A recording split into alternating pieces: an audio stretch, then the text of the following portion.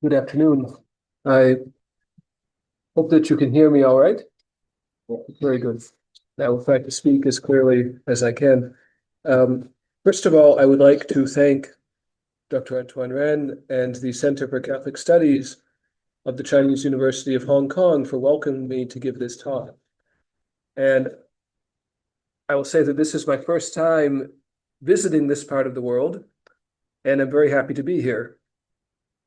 As a member of the Jesuit order, the Society of Jesus, I come here with a humble awareness of the long history of the Jesuits in China and of the ways in which my own order has been shaped through its encounter with China. I'm also conscious of the fact that I'm speaking to an ecumenical audience with members representing different traditions and probably with different levels of familiarity with the history of the Society of Jesus and with Ignatian spirituality. And I hope that I can offer something of interest to everyone here, regardless of your backgrounds or personal experience. And I look forward also to learning something new from you through the encounter and the dialogue that we'll have after my talk. Now, I have been asked to speak today about the historical roots of Ignatian spirituality. This is a topic related to my own academic formation and my own research interests, which touch heavily on the relationship between the Society of Jesus and earlier Christian traditions.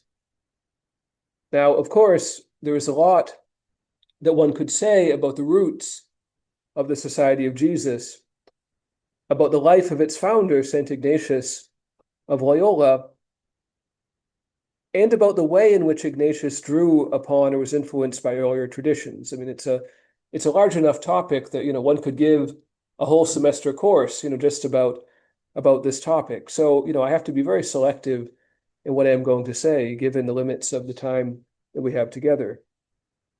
Now, after some reflection, I've chosen to take an approach which I would describe as both narrative and thematic, which is to say, I'm going to say something about the roots of Ignatian spirituality as they appear in the life of Ignatius himself.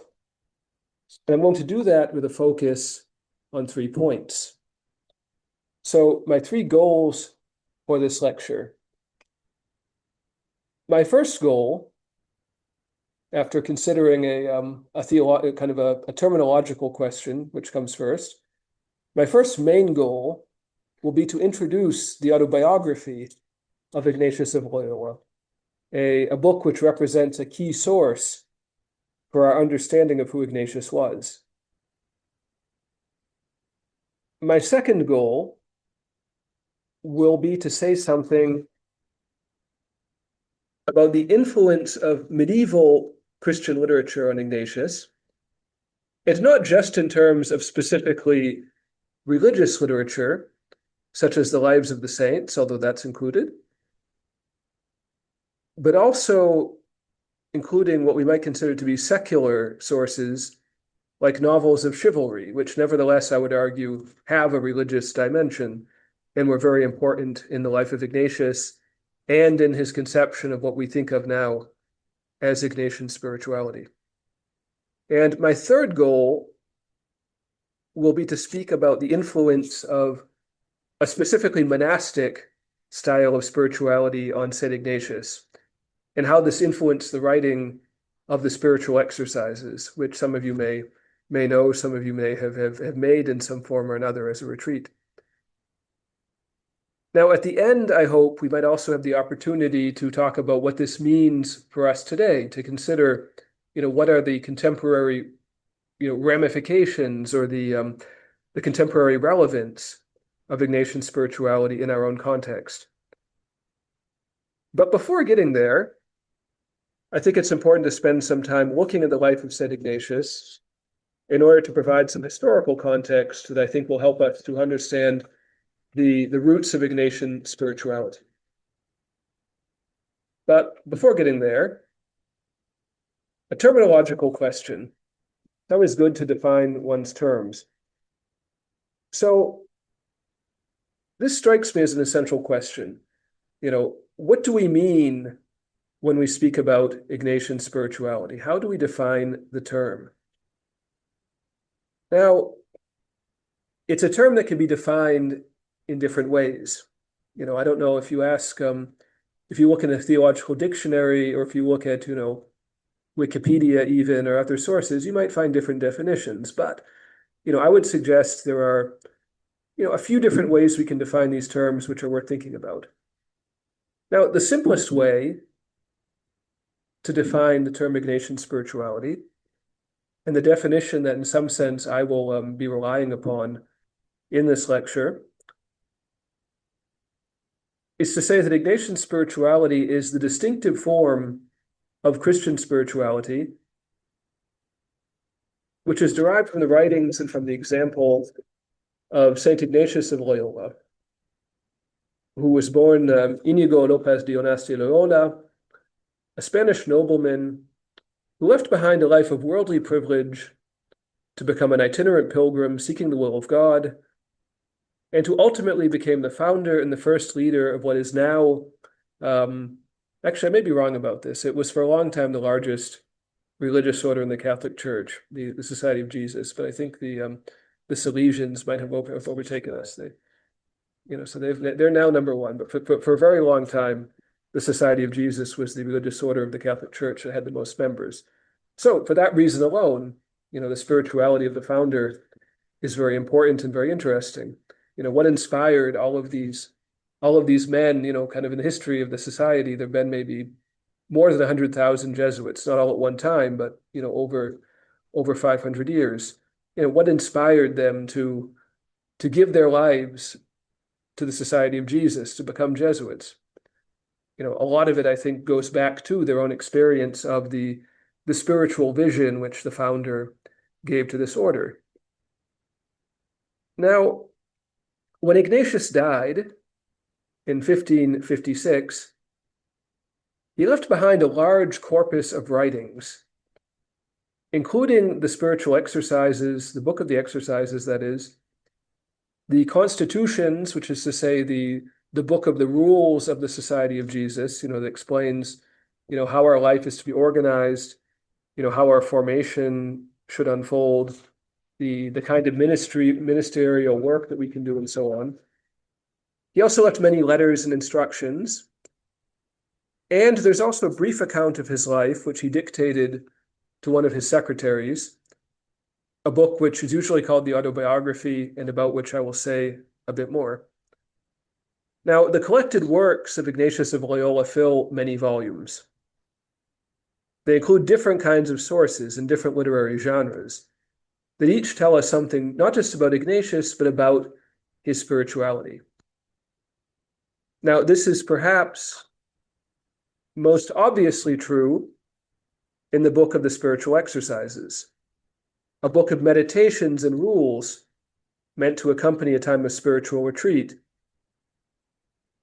But it's also true of other Ignatian texts that reflect the spiritual vision of their author. For example, Ignatius wrote many letters, which offer spiritual counsel as well as practical advice, or provide instructions that Ignatius, as the superior general of the Society of Jesus, fully expected to be carried out. Now, it's worth noting here that Ignatius wrote more than 7,000 letters, which makes him one of the most prolific correspondents of the 16th century. And the recipients of his letters included everyone from fellow Jesuits and members of his own family to kings and emperors and many laymen and women. Now, my point here is not to dwell on the letters of Ignatius, which could very well serve as the subject of another lecture, but merely to emphasize the diversity of the literary output of Ignatius, and to suggest that if we wish to know something about Ignatian spirituality, a good place to begin is to examine what he himself wrote, and not just in the spiritual exercises, but also, in other sources, like the constitutions, which I've also done some work on. I teach a course in Rome on the constitutions of the society, but also things like the letters. Now, To give a slightly broader definition of Ignatian spirituality, there's also a sense in which Ignatian spirituality is not limited to what Ignatius himself wrote or thought. Now, Ignatius was the founder of a religious order that has existed for nearly 500 years. When the first companions of Ignatius gathered in Paris in 1534 and took vows together with the hope of remaining together as a group, they numbered 7, including Ignatius himself. If I might say a little bit more about that, because I won't return to this later. Ignatius at the beginning, he didn't necessarily intend to found a religious order. From the beginning of his life, he didn't. Some people, I think, from their earliest childhood, they always have a clear idea. This is what I want to do with my life. My vocation is to be, I don't know, a firefighter or a nurse or a dentist. I don't know. But Ignatius, he wandered around a bit. He moved from one thing to another. But even after his conversion, even after the experience that I'm going to speak a bit more about later on, it still took him a while to realize what that would mean concretely. He started off on his own as a solitary pilgrim. Gradually, people who were inspired by his example decided they wanted to join with him. He acquired a group of followers. He was a student in Paris, and there he acquired a group of, as I said, 6 initially, who we considered to be his first companions. And they decided they wanted to stay together, but they didn't necessarily have an idea of what that would mean. They didn't know from the start that that would mean founding a religious order, but ultimately that's what it led to. But even when they gathered in 1534, they didn't quite know where they were going. Now, from that small group of 7 in 1534, 22 years later, in 1556, when Ignatius died, there were already, 1,000 Jesuits in the world. Not only in Europe, but also in parts of Africa and India and in Japan. Not quite in China, but almost. Because you might have heard of Francis Xavier, who was one of those first companions of Ignatius, and he died just before getting to China. He was waiting to be able to enter China, and he died on a small island, off the coast before being able to come into the country. So he almost made it, and that was while Ignatius was still alive. So the growth of the Society of Jesus was dramatic. I mean, it grew very quickly. It quickly attracted many members, which I think also makes that question, all the more pressing. What was it that attracted all these men from different horizons, from different countries, from different backgrounds to want to become Jesuits?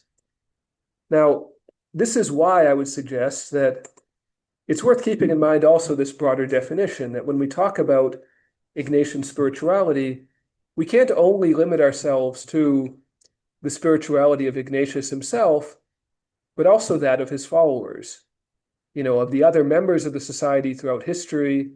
As I said, I think throughout the history of the society, there have been maybe around 100,000 Jesuits altogether, a bit more perhaps. Right now, in January of 2026, there were about 14,000 Jesuits in the world.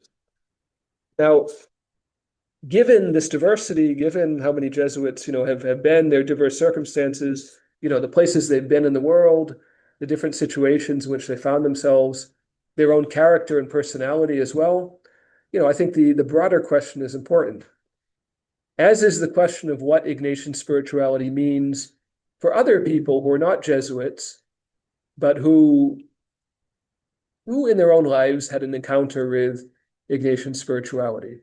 There are millions of people throughout the world who encountered the Jesuits and the Ignatian vision, through schools that are run by the Jesuits, or through parish churches, through other apostolic works, or through the experience of making retreats, of the spiritual exercises, or being accompanied, by a Jesuit as their spiritual father. So we have to consider all of that as well. That even religious women, I should mention that, there are religious orders of women that are independent, that are not under the authority of the Society of Jesus, but also are inspired by Ignatian spirituality, that also seek to embody the vision that Ignatius first put forward. So to speak about Ignatian spirituality is also to speak about that larger reality, as well as others where the seeds planted by Ignatius in the 16th century have taken root and continue to grow, and that sometimes in unexpected directions. Ignatian spirituality continued to develop after the death of Ignatius in the same way that, for example, Christian theology continued to develop after the death of the apostles and the formation of the biblical canon. In other words, the history of Christian theology does not end with the deeds and words of Jesus Christ recorded in the New Testament or with the writings of the Apostolic Fathers. It has continued to develop through the reflection of countless other theologians over the centuries. I mean, if this were not true, we probably wouldn't be here today.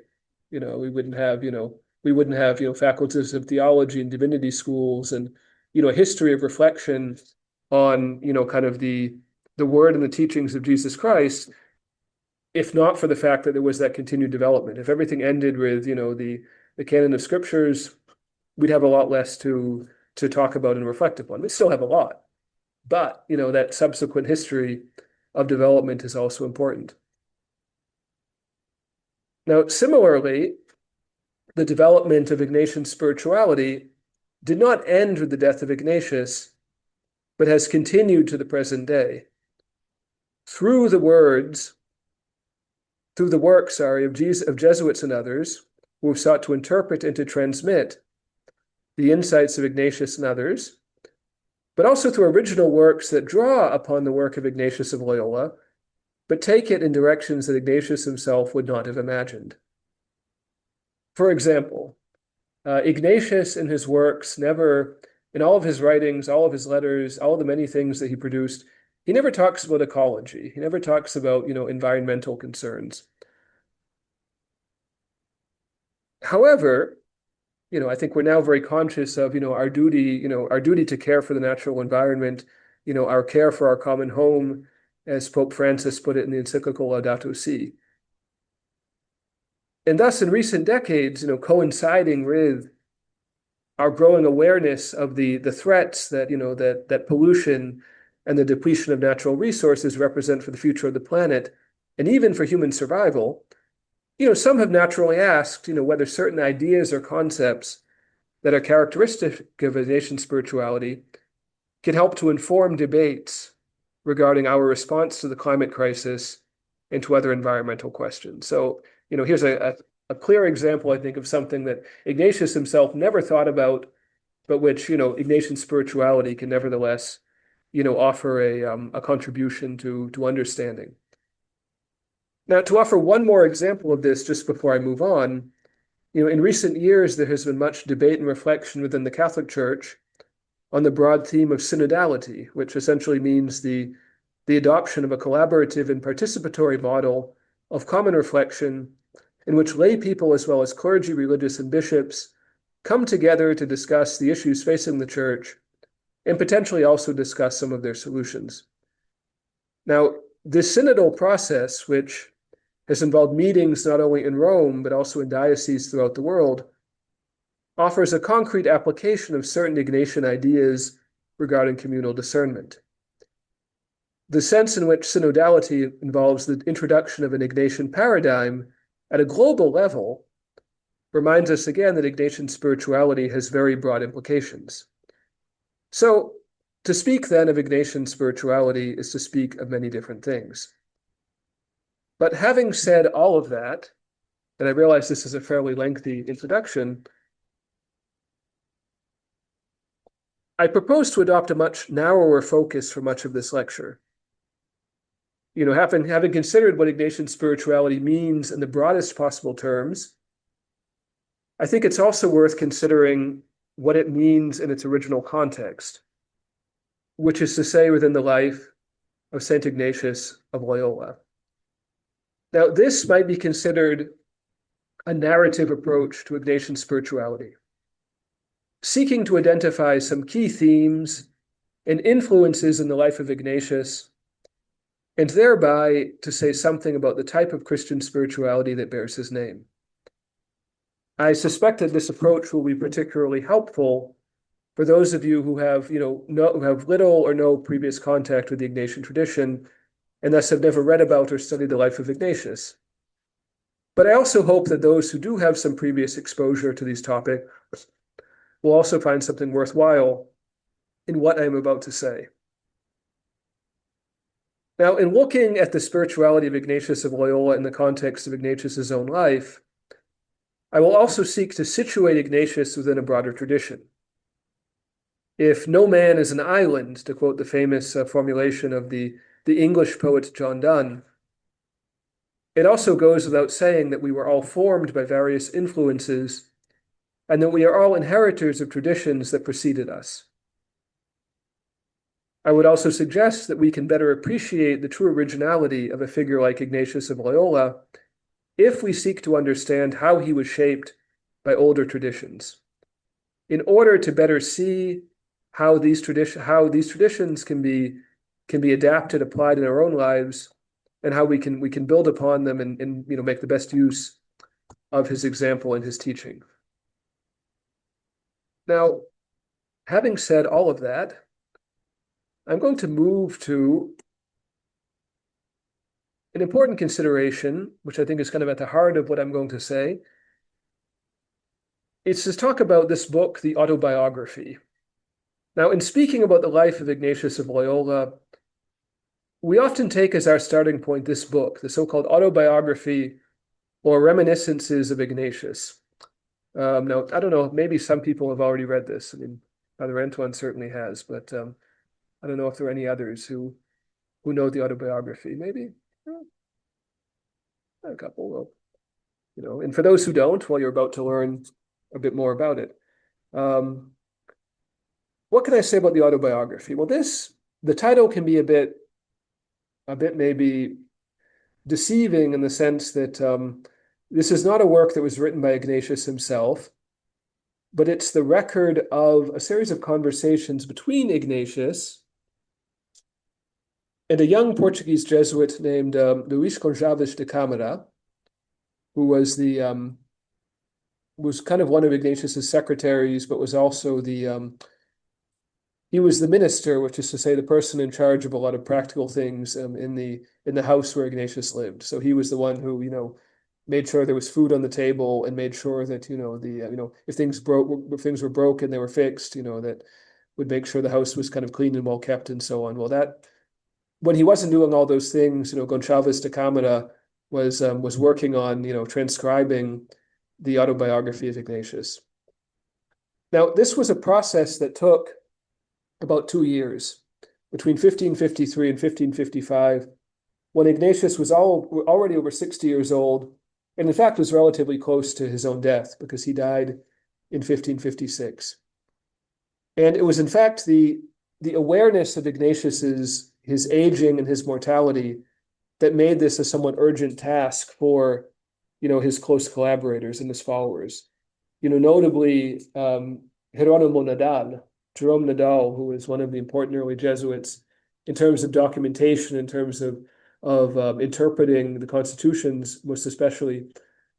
Nadal and others within the Jesuit order, which was still young, remember, this is only, a little more than 20 years after the founding of the society, aware that the founder didn't have much longer to live, there was a concern to record, the facts of his life and to hear him recount something of his life for posterity.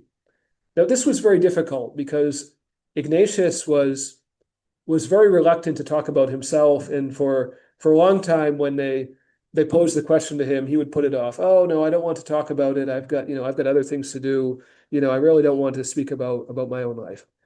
So he resisted for nearly 2 years. In fact, this started in 1551 that they asked him, to do this, and he only agreed to do it in August of 1553, which is when he first sat down with Gonçalves de Câmara, offering a series of autobiographical recollections, which the younger Jesuit committed to memory and later wrote down, seeking, or so he would say, to use Ignatius's words as much as possible and to avoid paraphrases and reconstructions. Now, this hints at a problem that I'm going to talk a little bit more about, which is that when we read the autobiography, there's always a question about how much the interpretation of the editor of Gonçalves de Câmara weighs upon the content and the, even the language, because, again, he didn't take notes as he was listening to Ignatius. He just listened attentively, and then later after the conversation, he would write down, based on his own recollections, what he had heard, and then later after that, he would produce a kind of a sort of a cleaner, sort of more literary version of the text. Now, so there are different steps involved, which suggests that what Ignatius himself said might not always be reflected in the final document. Now, another factor that's important to consider here is that this task of the writing of the autobiography, this went on for 2 years, from 1553 to 1555, and it was often interrupted because Ignatius, being busy, he was the superior general, he was the leader of this religious order with 1,000 members, so he didn't always have time to devote to this task. So sometimes it'd be delayed and put off. And he also, again, his own reticence, would kind of, his reluctance to talk about himself and his own ill health would come into it as well. That sometimes he was too sick to be able to speak with Gonçalves de Câmara. Now, as I said, despite the insistence of Gonçalves de Câmara that he sought to use Ignatius's own words as much as possible, the scribe himself would later admit that Ignatius spoke of some things that did not make it into the final work. And this is where I think the role of Gonçalves de Câmara as editor becomes very important. He transcribed and he arranged the text, and he even made, certain explicit omissions. For example, Gonçalves de Câmara notes in his own prologue to the autobiography that Ignatius spoke, and I quote, of his mischiefs as a lad, clearly and distinctly, with all of their details. He spoke of, kind of these naughty things that he did when he was a child. Now, this youthful mischief leaves no trace at all in the text of the autobiography, which only begins when Ignatius was in his late 20s. Now, this reminds us that one of the great mysteries around the text is that we cannot be sure which details were either emphasized or suppressed at the will either of Ignatius or even of Gonçalves de Câmara himself, who could have decided to omit elements that he thought were unimportant or superfluous or even disedifying, because he wanted to tell a version of the story that emphasizes Ignatius's own saintliness and Ignatius's virtue. So if Ignatius talked about elements of his past that maybe were less virtuous or less saintly, Gonçalves de Câmara would have an interest in cutting them out. Now, nevertheless, in spite of all of this, the so-called autobiography of Ignatius remains a very precious document. It was not written by Ignatius himself, and surely Gonçalves de Câmara, as editor, played an important role in determining its content, but this work remains the closest thing that we have to a first-person account of Ignatius's life. In this sense, the autobiography is invaluable for historians as well as for anyone who wants to know something about the life of Ignatius and his character and personality. So if you take nothing away from this talk, I hope it will be that. I should read the autobiography. You can find it in there are Chinese translations of it as well. So you can easily pick up the autobiography of Ignatius. Now, the opening lines of the autobiography are very striking, and I think unforgettable for anyone who has read this work. The autobiography begins in this way. Until the age of 26, he was a man given up to the vanities of the world, and his chief delight used to be in the exercise of arms, which is to say weapons, for the great and vain desire to gain honor. Now, as I mentioned, the work says nothing at all of Ignatius's life before that moment, and yet, I think it's one of the important moments to consider in talking about the autobiography is, kind of where it begins, but also what came before, the things about which the autobiography is silent. So I'm going to talk a little bit about that. I'm going to talk a bit about, a second moment in the autobiography, which is at Loyola, the time of his conversion. And then I'm going to speak a little bit about Monsatic, which is a third moment, the start of a new life and a source of important inspiration for Ignatius. Now, there are many other things in the autobiography. To quote again scripture, I think of, at the end of St. Luke's gospel, there are many other things, which Jesus did, but if I were to write them all down, the world could not contain, all the books that it would take. So there's something, well, not quite on that level, but still in the autobiography, there are many more things one could say than we have time to cover. So I'm going to focus on these three moments. Now, as I said, we begin at Pamplona, according to the text, when Ignatius was 26 years old, although already, this is interesting that it's sort of an error because Ignatius really would have been about 29 at the time. So the exact age at the time of the beginning was a little bit fuzzy in the recounting of Gonçalves de Câmara. But the fact that we learn nothing at all about his life before that is a choice that I think most likely reflects the editorial agenda of Gonçalves de Câmara rather than the intentions of Ignatius himself. As I just noted, Gonçalves de Câmara, as editor of the autobiography, he admits very openly that, there were things that Ignatius spoke about, like his youthful mischief, that, the compiler and editor of the autobiography chose to leave out. So there could be something of that in this choice to begin, at the age of, 26, actually 29, and at the Battle of Pamplona. Now, in saying all of this, I don't want to say that, the autobiography is unreliable. I think it is reliable, regarding the life of its subject. But I think it is important also to always bear in mind that, anyone who writes a biography of someone else or chooses to edit the reflections that someone else offers about their own life has to make choices, has to kind of, think about what am I going to include? What am I going to leave out?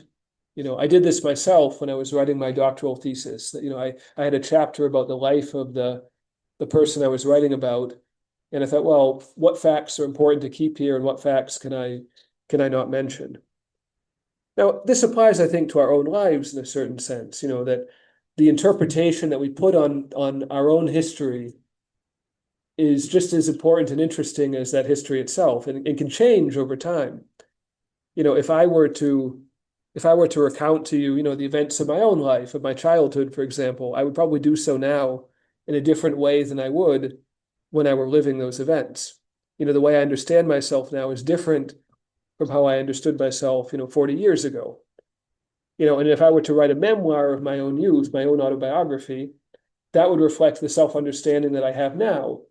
It wouldn't be the self-understanding that I had when I was, 20 years old or 10 years old or younger. And yet I think that would still be a valuable, guide to anybody who wants to know about my own. Well, I don't expect I'll ever write an autobiography, but if I did, it would hopefully have something valuable for those who are curious about my own background. And so for Ignatius, I think the autobiography remains useful for us, even if it's silent about, the first 2.5 decades of Ignatius's life. In saying that, too, I have to note that, the fact that the autobiography is silent about the early life of Ignatius doesn't mean that we have no other information about his early life. From other sources, we can reconstruct the basic facts of his life from his birth up until May of 1521, which is where the account in the autobiography begins. We can say, for example, that he was born, probably in October of 1491 at the castle of Loyola near Aspecia, which is in the Basque country in the northeast of Spain. Incidentally, as I noted, this means that, there's an error in the opening of the autobiography saying that, well, it wasn't when he was 26, as the autobiography says, but if we take account of his birth date, it really would have been when he was 29.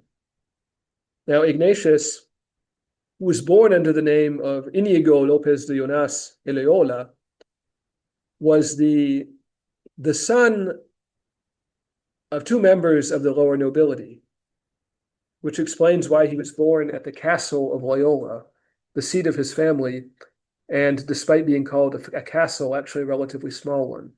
A fact that struck me when I visited there. In fact, it's a place one could still visit, and it's despite being a castle, it's not. It's a grand building, but it's not a palace. It's not, it's not as impressive as one might think. Now, a more important fact for our purposes in understanding the life of Ignatius is that Íñigo, as he was called at the time, he was the youngest of 13 children, which meant that he stood very little chance of inheriting his father's noble title and could reasonably expect only a very small share of his parents' inheritance. Now, the position that Íñigo held in his family as the youngest, with little chance of inheriting his family's wealth and titles, meant that he had to find his own way in the world. We know that as a boy, Íñigo received the tonsure, which meant that, they cut off a little bit of his hair, which was symbolic of taking a first step towards possibly the priesthood. As the younger son of a noble family, one of the more honorable ways to make a career for oneself was in the church, not merely by becoming a priest, but possibly aided by one's noble roots and family connections to reach higher offices, to become a bishop or maybe even a cardinal. And that might have been part of the thinking on the part of Ignatius's parents. They might have thought, well, he could get tonsured, we'll prepare him for a career in the church, and then, he'll make us proud, as a member of the hierarchy of the church, even though he'll never be the head of the family because he's the youngest. But he can do other things that are dignified and honorable and worthy of the family name, as it were. Now, although he had been baptized and raised as a Catholic, by his own later admission, the young Íñigo was not a particularly pious young man. He never ceased to believe in God or to consider himself a son of the church, but he did not always seek to live a virtuous life. And in his teens and 20s, he did not take seriously the possibility that he might someday enter religious life or become a priest. As I said, he'd been tonsured, but, whatever that meant for his parents, he personally didn't think that this meant that he might someday become a priest. That probably was not in his, in his mental universe at the time. But already as a teenager, the young Íñigo felt drawn to a life of service of another kind. Service specifically to the Spanish crown, which led him first to become a page, a sort of a servant at the royal court, and then led him to become a soldier. The autobiography presents these choices in negative terms, noting that as a young man, Ignatius delighted in the exercise of arms with a great and vain desire to gain honor. Now, we will never know who Íñigo López de Llonas y Loyola might have become if he had remained on this youthful trajectory, as a servant of the crown and as a man of arms. Perhaps he would have become a great general, or even a diplomat representing the interests of his king at the other royal courts of Europe. Now, to my way of thinking, it's useless to speculate about who Íñigo might have become if he continued on this trajectory, given up to the vanities of the world, as he would later say, because the autobiography begins precisely at the point where his life took a dramatically different and unexpected turn. So we find ourselves on the 20th of May, 1521. Íñigo found himself in combat at the Battle of Pamplona in the northeast of Spain, where the fortified city of Pamplona, held by Spanish troops, was under siege by the combined forces of the neighboring kingdoms of France and Navarre. The Spanish were badly outnumbered, but they fought tenaciously, and the text of the autobiography attributes to Íñigo a great personal heroism and an ability to rally his fellow soldiers to resist until the last, even if the odds were always against him. But then, at a key moment in the battle, Inigo was hit in the right leg by a cannonball. And apparently all at once, if we believe the autobiography, Spanish resistance collapsed, and Pamplona was captured by the Franco-Navarrese forces. Now, the autobiography attributes a decisive role in all of this to Inigo, suggesting that it was his example that allowed the Spanish to resist as long as they did, and that it was his injury that marked their defeat. As we read in the text, these Spanish forces were taking heart at Inigo's spirit and vigor, and so, with Inigo being wounded, those in the stronghold then gave themselves up to the French. Now, I think there's probably a literary conceit here that was probably invented by Gonçalves de Câmara as the editor of the autobiography. I think it was Gonçalves de Câmara who wanted to present Inigo's injury as the decisive moment in the battle, that the Spanish troops were compelled to surrender to their enemies because he was no longer able to fight, and that was that. In fact, as I said, the Spanish were badly outnumbered by the French, and in a certain way, the odds were always against them. So it seems unlikely that Inigo's injury was as decisive for the outcome of the battle as the autobiography would have us believe. But what is more important for our purposes, and more important for the history of Ignatian spirituality, is what this episode meant in the life of the young Inigo, the man who would become Ignatius of Loyola. Now, this leads us to the next chapter in this story, which is the one that took place at Loyola. Loyola, as I mentioned, was where he had grown up, it was where he was born, and it was where he returned after this battle, that having been badly wounded at Pamplona, he was initially cared for by the French military doctors after they captured the city, who were very courteous. They recognized his valor and his heroism. He says in the autobiography, they treated him very, very well. And then they released him and allowed him to go back to his family. So Inigo was brought back to his family home at Loyola in order to recuperate from his injuries. Now, the cannonball had seriously damaged his leg. His recovery was not at all certain. He couldn't walk, he had to be carried. And in fact, it took almost 2 weeks for him to be carried back from Pamplona to Loyola. I think today you could travel today from Pamplona to Loyola in about an hour. It would take about an hour to go by car or by train from one city to the other. But on foot, being carried by different bearers on a sort of a makeshift kind of bed, it took 2 weeks. Now, as I said, his recovery was not at all certain, and there was even a point where his condition grew gradually worse to the point where it was thought that he would die, to the point where he would confess his sins to a priest, and he would receive the last rites, the final blessing of the church that's given when it is thought that someone is near death. Now, having come close to death, his condition gradually stabilized. He got better and better, but even after a number of painful surgeries, carried out without anesthesia, carried out with great, kind of discomfort, he was never quite the same as he was before. His right leg would remain disfigured, it would remain shorter than the other, and he would always walk with a limp. Now, Ignatius, in the autobiography, recounts how this was very embarrassing for him. He was very conscious of his physical appearance. He was very kind of, vain in a certain way. And, even the fact of being kind of, handicapped in a certain way was very embarrassing for him. No, but it also meant, that he had to rethink, what he would do with his life, because it meant that his military career was over. He couldn't fight, with a wound, with a damaged leg. He was handicapped in a way that he could not continue his military service.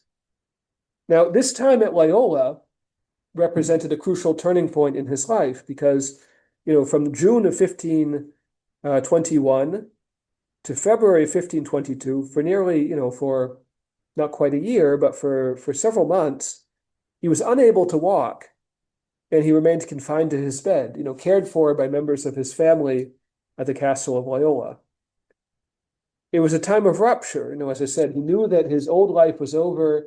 He had to think about what he would do next. And, this time of intense introspection, this time of personal reflection that he spent at Loyola confined to his bed, is what we now think of as the the time of his conversion. It was the time that, in a very real sense, Inigo died to himself and became a new man, the man we know as Ignatius of Loyola.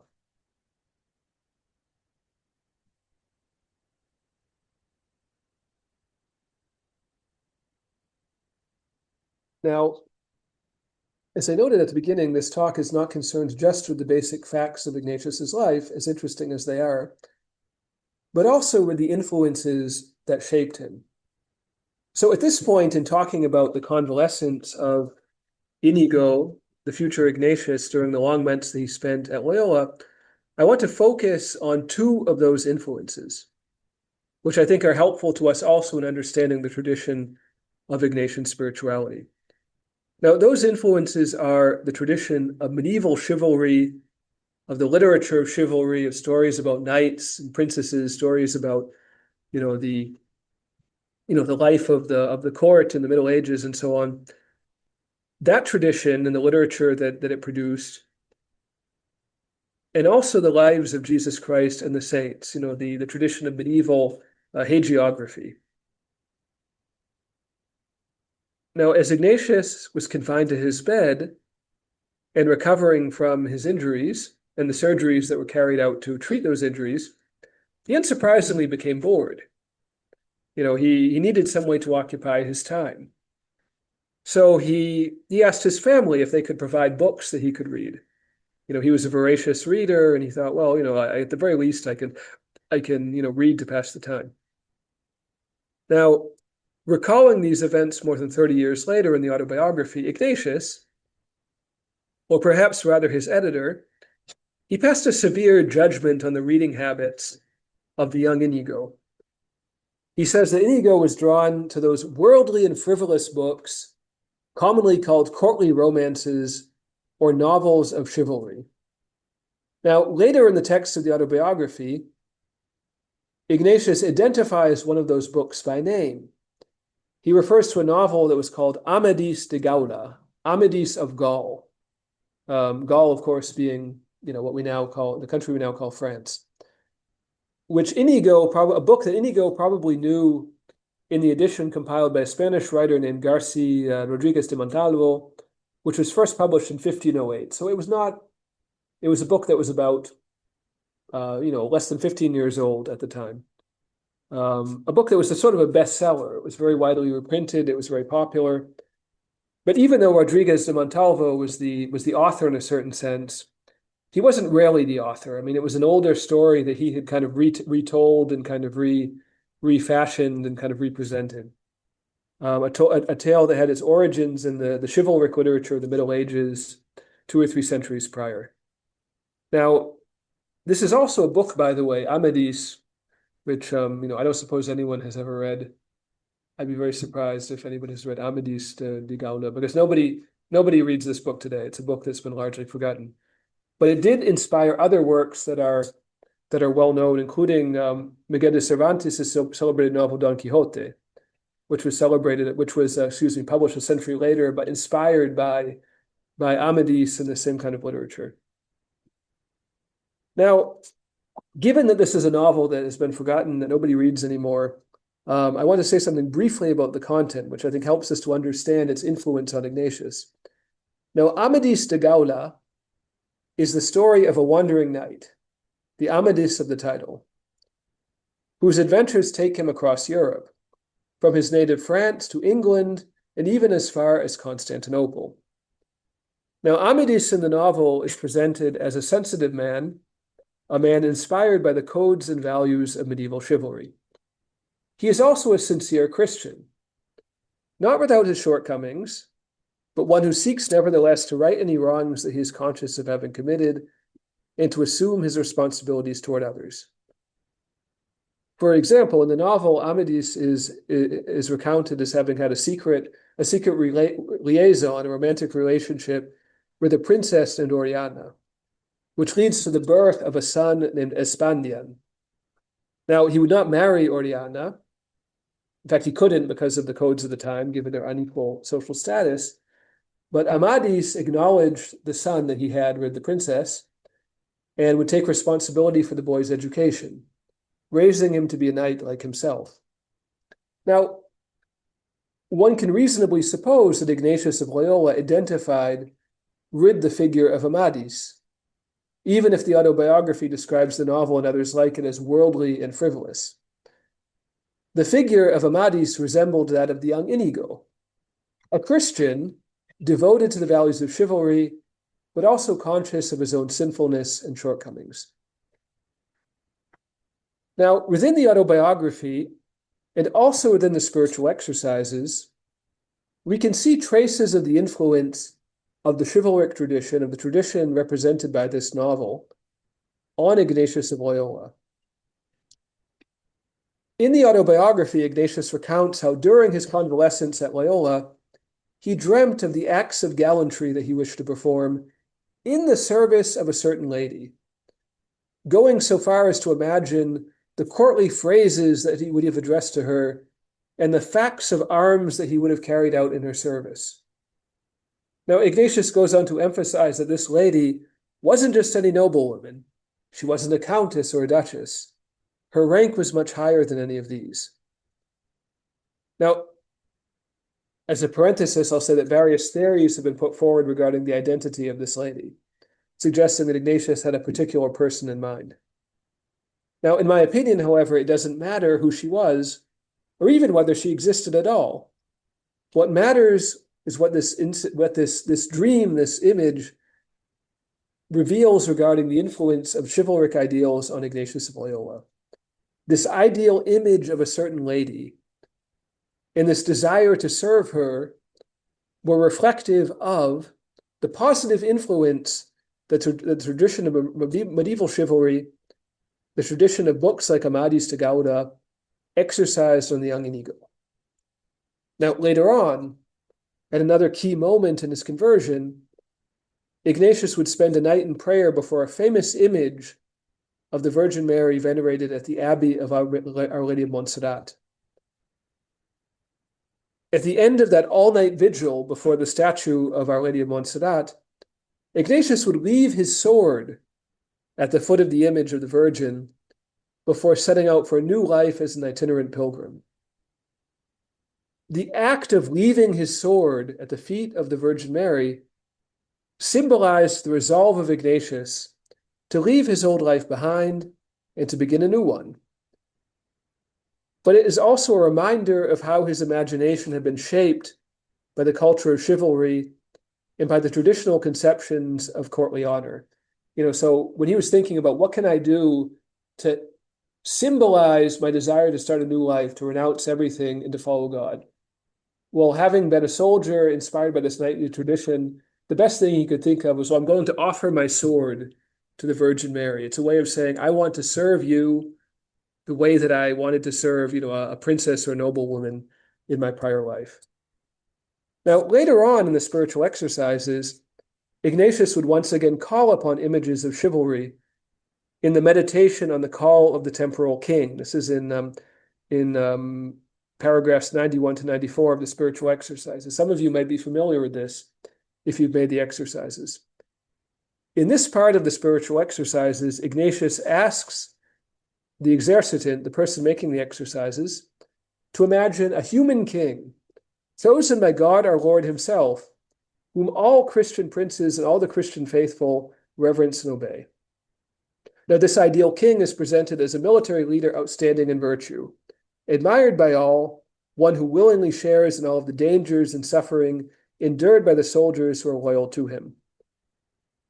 After briefly sketching out a portrait of what he sees as the perfect human ruler, who is both a king and a military leader, Ignatius invites the exercitant to consider what good subjects ought to respond to a king so generous and kind, and how, consequently, if someone did not answer his call, he would be scorned and upbraided by everyone and accounted as an unworthy knight.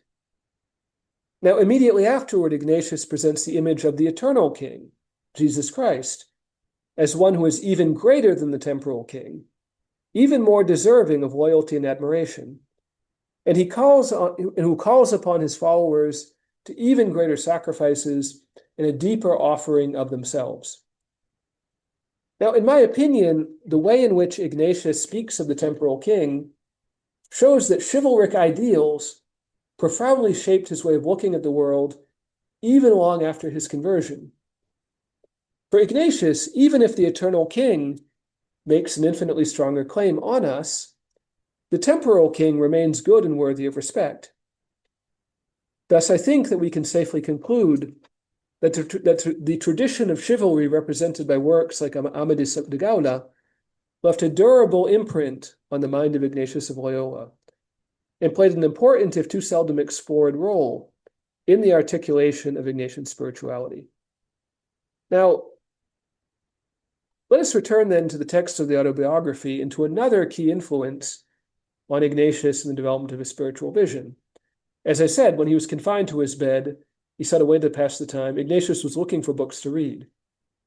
Now, the Autobiography tells us that the books that Ignatius wanted to read could not be found at the castle of Loyola. The two books that were made available to him were, according to the Autobiography, A Vita Christi and a book of the lives of the saints in Spanish. Now, from other sources, we can identify these two books with precision. One of them was the Vita Christi, written by a Carthusian monk, Rudolf of Saxony, who lived in the 13th century. A book first published in Germany in the 1470s, a century after its author's death.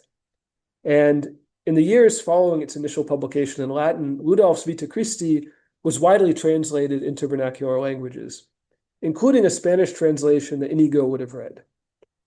Now, this was an example of a literary genre that was very common in the Middle Ages and remained popular at the time of Ignatius, wherein an author would sort of interlace, original reflections of his own with citations from other authors. So in the case of Rudolf wrote 181 chapters recounting different moments in the life of Christ, where he described a certain episode in the life of Jesus Christ as recounted in the Gospels. But then he offered commentary by another author. So, this is, Jesus meeting the woman at the well. This is what, some of the church fathers said about this episode. And then finally, here's my own personal, reflection or analysis. So this was the kind of the three-part approach that Rudolf took. And it was very common. I mean, he wasn't the only person to write a book like this in the Middle Ages, but his was one of the most successful. Now, through its wide diffusion in many translations, the Vita Christi of Rudolf of Saxony would have an important influence of Christian spirituality in the time of Ignatius, particularly on the development of the Devotio Moderna, the modern devotion, a movement that we see first in the Netherlands and later across Europe, a movement which also inspired Ignatius. Through his reading of this book and others, Ignatius was also shaped by the Devotio Moderna. It was an approach to Christian meditation centered on the reading and reflection of the Holy Scriptures, encouraging a personal and often creative engagement with the text that went beyond the rote recitation of prayers. I think to understand how revolutionary this was, we have to look at what spiritual literature looked like before that. From the Middle Ages in Europe, there were a lot of what were called books of hours, which weren't just, hours in the sense of, the liturgy of the hours that people pray at different times of the day, but also included other prayers and kind of, texts that people could bring to their prayer. But it wasn't quite an invitation to personal reflection. It was more, if you want to pray, you can use this text, you can use this formula, and that's enough. Which is very good in itself, but the Devotio Moderna was offering something different. Now, the specific content of many of the meditations proposed by Rudolf would be taken up by Ignatius in the spiritual exercises. But on another level, the Carthusian monk would offer to Ignatius an approach to prayer that we now think of as specifically Ignatian, which is the privileging of the use of the imagination in personal reflection on the Scriptures. I think that we can find the first seed of what would later become the spiritual exercises in the engagement of Ignatius with the work of Rudolf during his convalescence, even if it would take several more years for Ignatius to develop and refine the content of the exercises. Now, this was one book that he read during his convalescence. There was one other, which I will describe briefly, which was known as the Flos Sanctorum, or Legenda Aurea, commonly referred to in English as the Golden Legend, which was compiled in the 1260s, so quite a bit earlier, by an Italian Dominican friar known as Jacobus de Veragine. And like Rudolf in the Vita Christi, the Golden Legend of Jacobus de Veragine was an example of a well-established literary genre within the canon of medieval Christian literature. That was a genre known as the Legendarium, which was a collection of various stories about the lives of the saints, not just the facts of their lives, but miracles attributed to them, popular traditions or devotions related to them, all put together in one book. Now, again, the Golden Legend was not the only example of this kind of literature, but it was one of the most popular, and it happened to be the one that fell into the hands of the young Inigo. Now, what effect did this book have on Inigo? Well, this is where I think talking about Amadis, that earlier tradition, is important, because the young man who had taken so much inspiration from the tales of adventure and romance recounted in Amadis de Gaula and in other novels of chivalry, found himself being inspired in a similar way by the lives of the saints. He continued to be drawn to the old chivalric ideals that attracted him before, but he felt even more drawn to the example of the saints that he read about in the Golden Legend. As we read in the Autobiography, in reading the Golden Legend, Inigo would ask himself, what if I were to do the things that St. Francis and St. Dominic did? St. Dominic did this, so I should do it as well. St. Francis did this, so I should do it. I should do the same.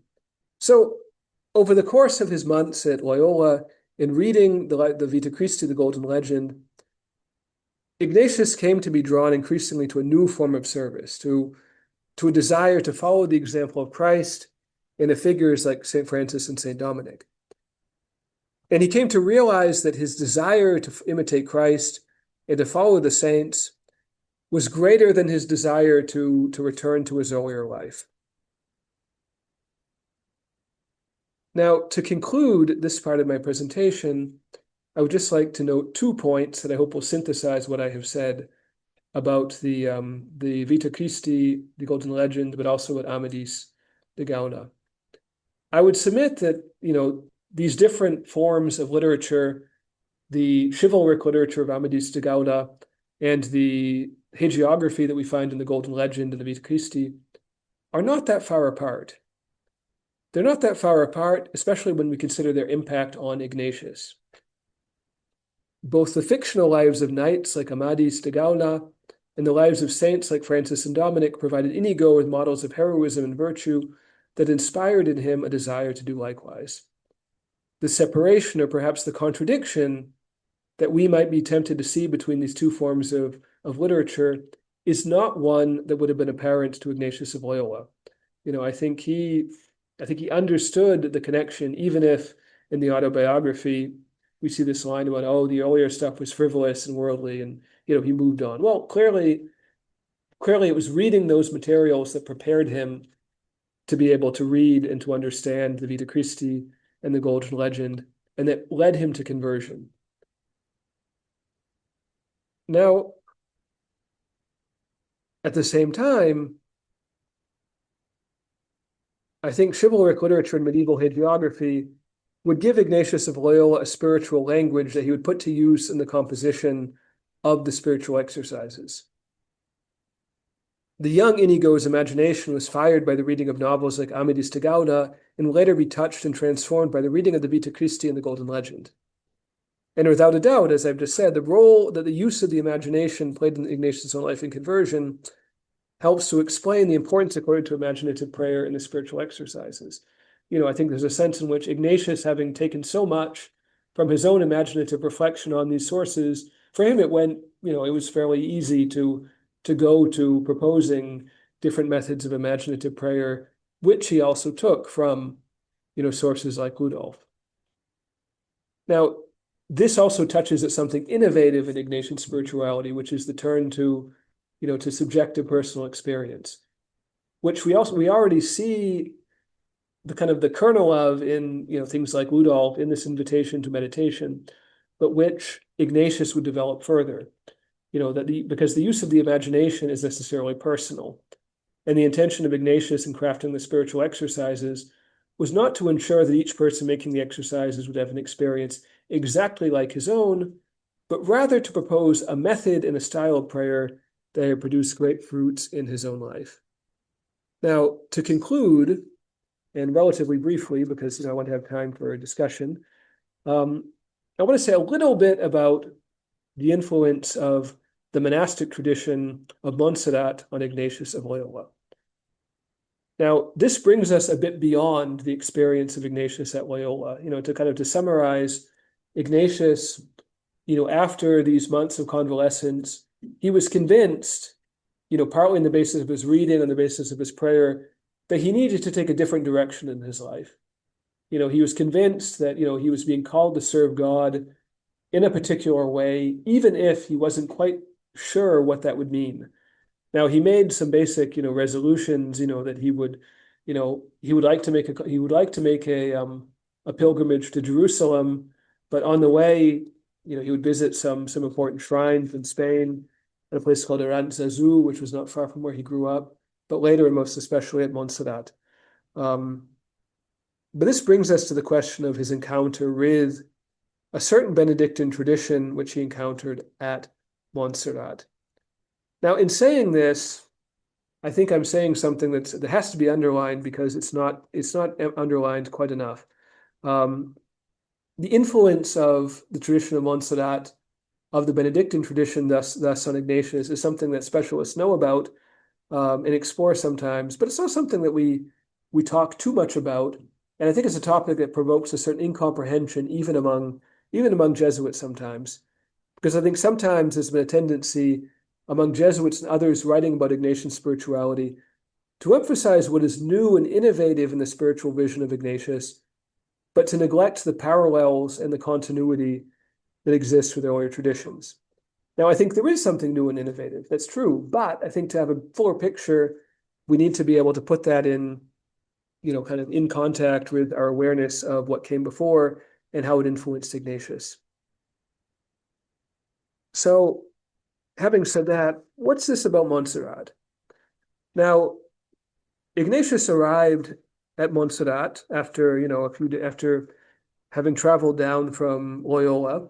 His family were very skeptical about this new path he was taking. Like, well, why are you doing this? Why are you leaving home, etc. But he left nevertheless, and he ended up after, I don't remember how long, a few weeks of travel. He ended up, because he traveled everywhere on foot. I mean, he was, he took his time. He arrived at Montserrat, which, as I said, was an important monastery populated by Benedictine monks in Catalonia, near Barcelona, basically, where Ignatius would have a series of encounters that would be decisive for the rest of his life. Now, arriving at this monastery, Ignatius made what is called a general confession, which is to say a recounting of all of the sins that he remembered having committed over the course of his entire life. Now, this took him 3 days. It took him 3 days working with a confessor who obviously had to listen patiently to, to the account of Ignatius of Inigo, a confessor whose name we know, by the way. We know that the confessor that he went to at Montserrat was a priest named Jean Chanon, who was French, but was a monk at Montserrat. Now, what's most important for us is that in order to prepare him for the experience of the confession, this monk, Father Jean, he gave Ignatius a book. He said, well, read this book. It will help you prepare for your confession. Now, there's disagreement about what book this was. There are two likely candidates, but which are both, in the same kind of, in the same, neighborhood, so to speak. One of them was called the Ejercitorio de la Vida Espiritual, the exercise of spiritual life, essentially, written by the abbot of Montserrat, the head of the monastery, Garcia Jimenez de Cisneros, which was a book that had been around for a while. It was a book that, had been published about 20 years before, but was, kind of a classic already.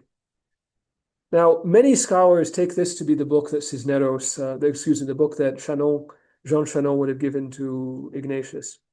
However, there are some, notably a Catalan Jesuit named Xavier Moroni, who argue that the book in question was actually another called the Compendio Breve de Ejercicios Espirituales, the brief compendium of spiritual exercises. So interesting, the title will be similar to the book that Ignatius would write. This Compendio Breve de Ejercicios Espirituales was put together by an anonymous monk from Montserrat. We don't know the author, but it was basically a kind of a brief version of the book by Garcia de Cisneros, the Ejercitorio de Vida Espiritual. Now, the arguments that some have made on this, Moroni would argue that the Compendio Breve de Ejercicios Espirituales, the second book, more closely resembles the content of the spiritual exercises. But you can even find, things that resemble the exercises in the other book. So it can be debated back and forth. What's important for our purposes, though, is that the tradition of Montserrat had a key influence on Ignatius, that through the reading of one of these books, Ignatius picked up more elements that go into the exercises, even including a series of imaginative exercises and meditations, which Cisneros provided, including a form of prayer, a method of prayer to accompany them. So if you've made the exercises and you've made, the repetitions and the colloquies that are proposed, as part of the certain meditations and the alternation between imaginative and contemplative exercises, all of that you can find, in these books that were produced at Montserrat. So, if you want to know more, there's a book by Moroni called The Exercises of St. Ignatius of Loyola in the Western Tradition, which is relatively brief, but explains all of this very well. Moroni also argues, by the way, that after Ignatius left Montserrat to spend several months nearby in a town called Manresa, where he composed a lot of the spiritual exercises, that he probably remained in close contact with the monastery. This isn't in the autobiography, but it is part of the tradition. The Benedictine monks at Montserrat maintain this, and when Ignatius was being canonized, they came forward and said, "Oh, well, we know that when he was living at Manresa, he continued to come back to the monastery and spoke with the monks, and this influence continued." So this is to say, in closing, that there are different strands of influence we can identify that go into the exercises, which rely upon earlier traditions. But even in saying that doesn't take anything away from the originality of what St. Ignatius offers us. I think in Ignatius we find an original synthesis of some older elements provided with, something that is new, something that is distinctive. And I think that way is a hallmark of any great classic of Christian spirituality, that, it contributes to the development of the tradition, taking up something good from the past, but also offering something new for the future, rather. So, this, to kind of wrap things up, I think, leads to a question which is of perennial interest for us. What can we take from Ignatian spirituality today? But in thinking about that question, I think we're also invited to think about that larger question of our relationship with tradition. As I said, the Christian theology doesn't stop with the Gospels. It doesn't stop with, the Apostolic Fathers. It has continued over the centuries.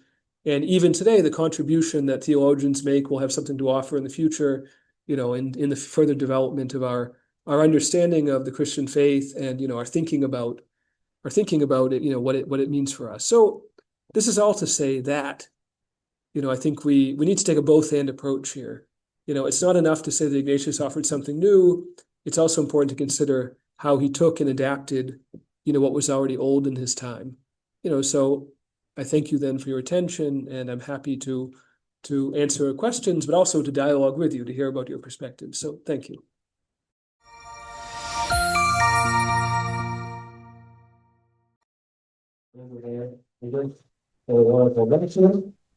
So really, Father Joseph traced, all these elements that have influenced Ignatius. So the literature, devotion moderna, monastic tradition, and all this that have shaped Ignatius spirituality.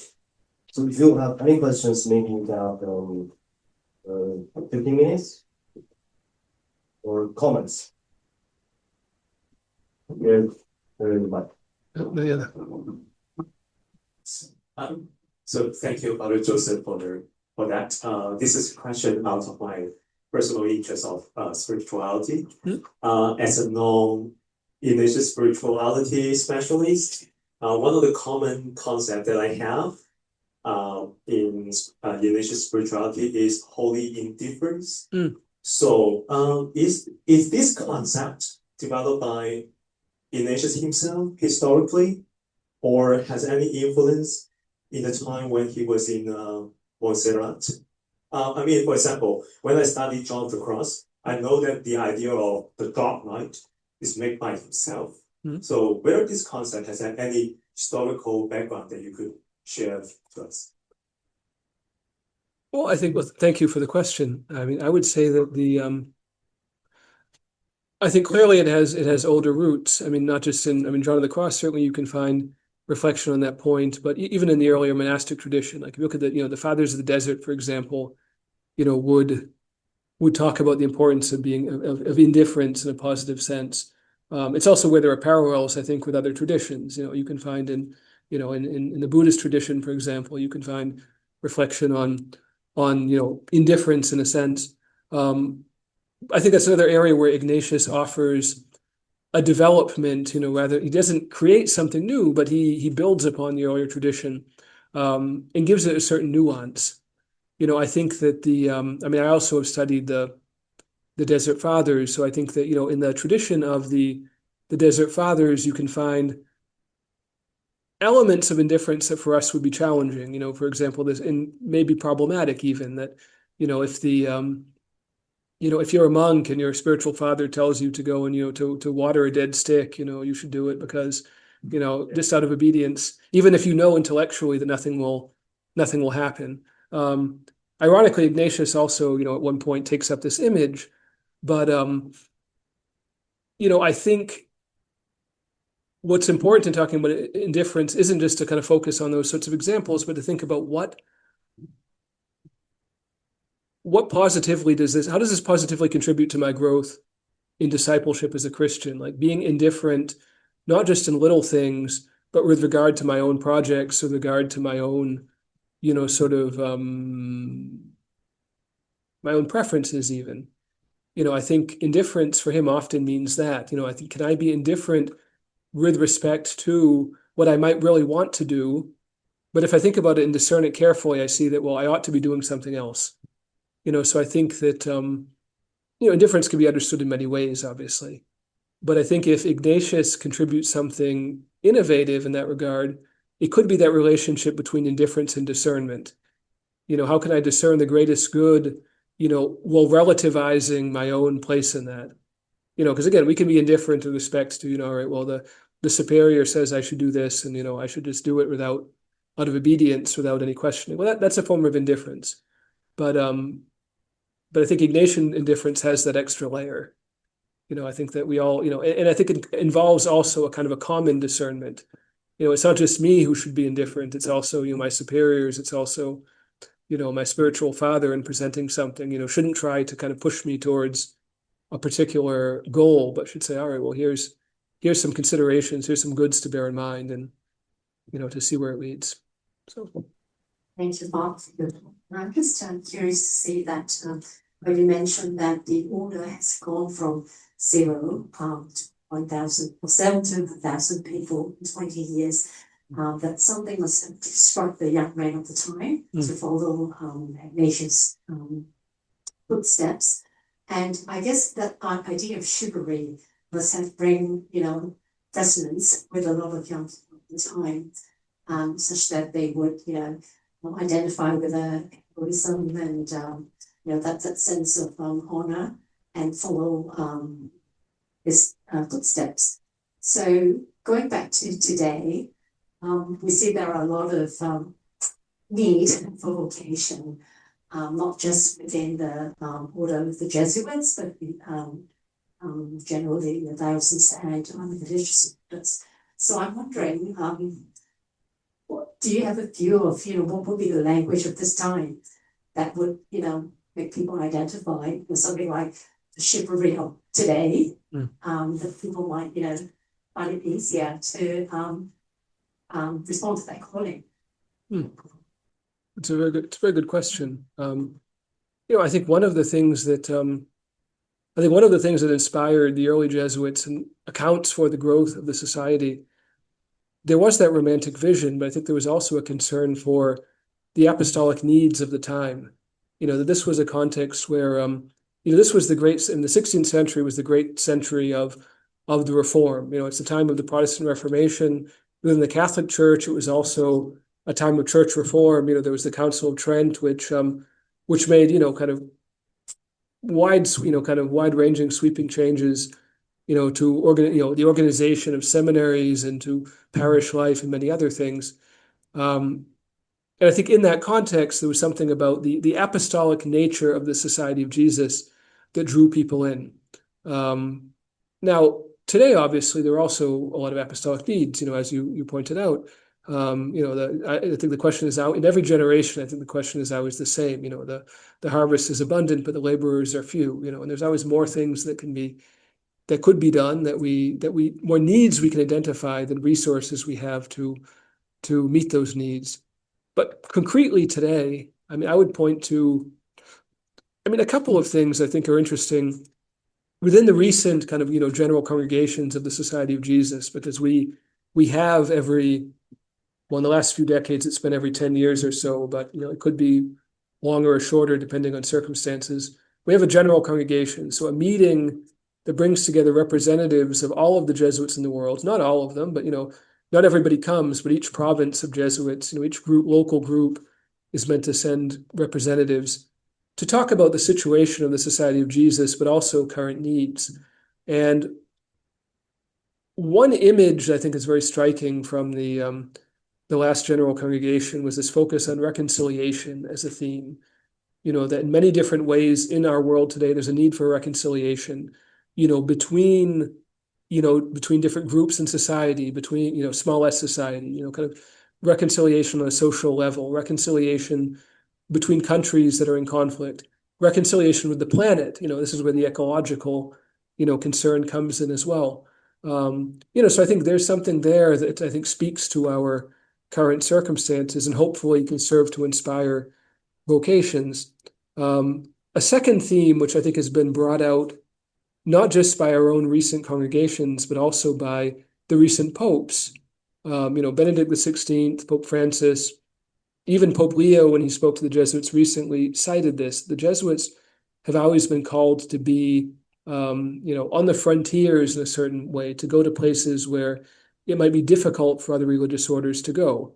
And I think that was true in the early society. They took on difficult missions at great personal cost, that others would have had trouble fulfilling. And I think it's true today. And that can mean going to particular places. It could also mean engaging in particular kinds of ministries, that are challenging, in terms of, dialogue, with different schools of thought or with, different, marginalized groups in society, reaching out to people who are far from religious faith or have questions that can't easily be, kind of accommodated in a more kind of, traditional classical, context. So I think those are two things. Reconciliation, but also that sense of being on the frontiers, which I think remain important for Jesuits today, and which I hope would, be, if somebody were saying to me, well, why should I become a Jesuit and not a diocesan priest or not a Dominican or something else? Those are two things that I would point to. If this is a vision that you can, sign on to, that, maybe this is your calling. Thank you for the talk. And I think this question maybe is just a slight restatement of the previous question.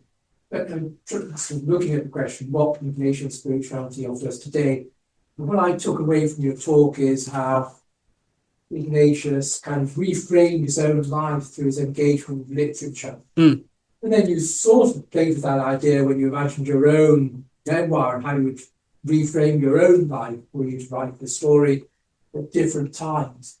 So that idea of the importance of having some kind of underlying narrative that informs your own self-understanding seems to come from your talk and come from what you tell us.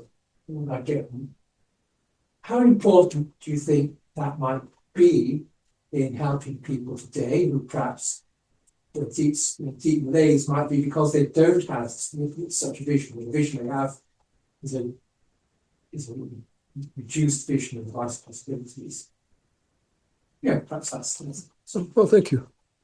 I think that is important. I think of the who was it who said we live in a liquid society? There was a philosopher whose name escapes me right now, who said, we live in a society, contemporary society lacks a certain coherence, and there's a kind of a sense in which people, they often lack a sense of, kind of a deeper sense of meaning, or they kind of float from one thing to another, that we have access to all the, kind of to technologically in terms of information or comforts of life. And even if that's provided, there's a deeper sense of meaning that might be absent.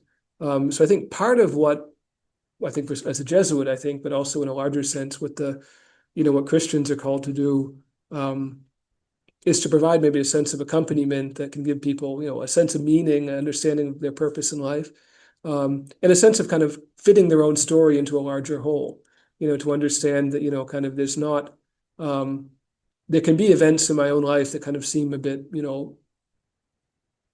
random or kind of serendipitous, that, it takes a certain kind of awareness after the fact to see how they were all connected together. But it can also take a certain kind of accompaniment. It can take another set of eyes to help me to see that, which is why I think that, kind of spiritual accompaniment, spiritual direction, I think is also very important today. I mean, it was always important, but I think in dealing with the kind of concerns that are particularly pertinent today, I think, one thing I would suggest to people often is like, well, do you have, somebody you can talk to who can give you another perspective to try to put these things, together? If people say, all right, well, I don't know what my purpose is in life.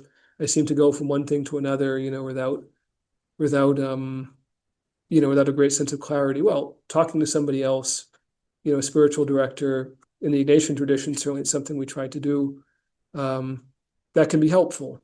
But again, I think it's also a perennial concern. I always think of one of the reasons that the Confessions of St. Augustine, I think, are so popular and so modern in a sense is, well, they're not modern in the sense that, Augustine anticipated modernity. I think they apply today because those are basic human problems that people have always dealt with. What is my place in the world? How do I relate to others? How do I understand my own story? So I think, maybe it's a more pressing concern today for different reasons, but if you look back, you can also find the resources to deal with it, whether in the Ignatian tradition, but also in the earlier tradition too.